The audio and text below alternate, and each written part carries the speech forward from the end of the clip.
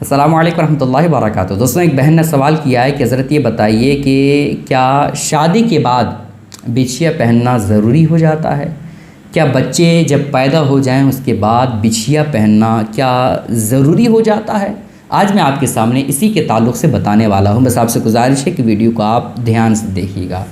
बिछिया अगर पता नहीं है तो आपको बता देता हूं कि बिछिया जो है वो अंगूठी की शक्ल का होता है और औरतें जो पाँव की मोटी उंगली होती है उसके बगल वाली जो उंगलियां होती है उसमें औरतें पहनती है। ठीक है, अब रही बात जायज़ है या नाजायज़ है, तो उसको बताने से पहले आपको बता दूं कि बहुत सारे रिवाज, बहुत सारे रस्म हमारे दीन में, हमारे मज़हब इस्लाम में दूसरे धर्मों को देख करके लोग अपने धर्म में ईजाद कर चुके हैं।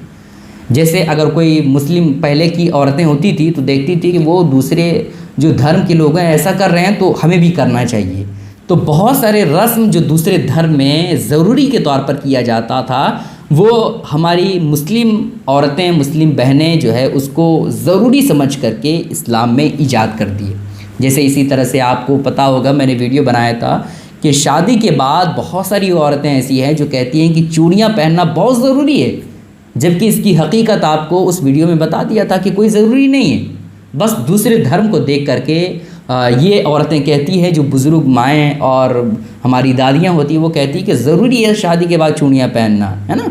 तो ये सब बातें हमारे मज़हब में दूसरे धर्मों से चली हुई आती है, इसकी कोई हकीकत नहीं होती। समझ रहे हैं? बिछिया पहनना ये औरतों की मर्ज़ी है, अगर वो पहनना चाहें तो पहने, ना पहनना चाहें तो ना पहने। समझ रहे हैं? इसका नाजायज़, हराम, जायज़, हलाल इससे कोई मतलब नहीं।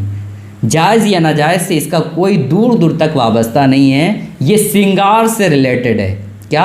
जिस तरह से औरतें सजती हैं, संवरती हैं, तो ये भी जो बिछिया है वो भी सजने संवरने में शामिल आता है। समझ रहे हैं? तो इसका ये कहना कि शादी के बाद पहनना ज़रूरी हो जाता है, शादी के बाद ना पहने तो बच्चे हो जाएं उसके बाद तो पहनना ज़रूरी हो जाता है, इसकी कोई हकीकत नहीं। ठीक है, इस्लाम में पूरी चीज़ों का ज़िक्र है, क्या करना चाहिए क्या नहीं करना चाहिए। इसलिए मैं अपनी माँ की उम्र की औरतों से और अपनी दादी की उम्र की औरतों से हाथ जोड़ कर गुजारिश करना चाहूँगा कि कभी भी आप किसी चीज़ को हराम कह रहे हैं या किसी चीज़ को ज़रूरी कह रहे हैं तो आप बिना सोचे समझे ना कहें, बल्कि आपके इलाके में उलमाए कराम मौजूद हैं, उनसे आप रब्ता करें और किसी चीज़ को सिर्फ़ इस वजह से ज़रूरी या हराम ना कहें क्योंकि वो दूसरे धर्म में किया जाता है। ठीक है, आप लोगों से गुजारिश है कि इस क्लिप को शेयर करें। अस्सलाम वालेकुम रहमतुल्लाहि व बरकातहू।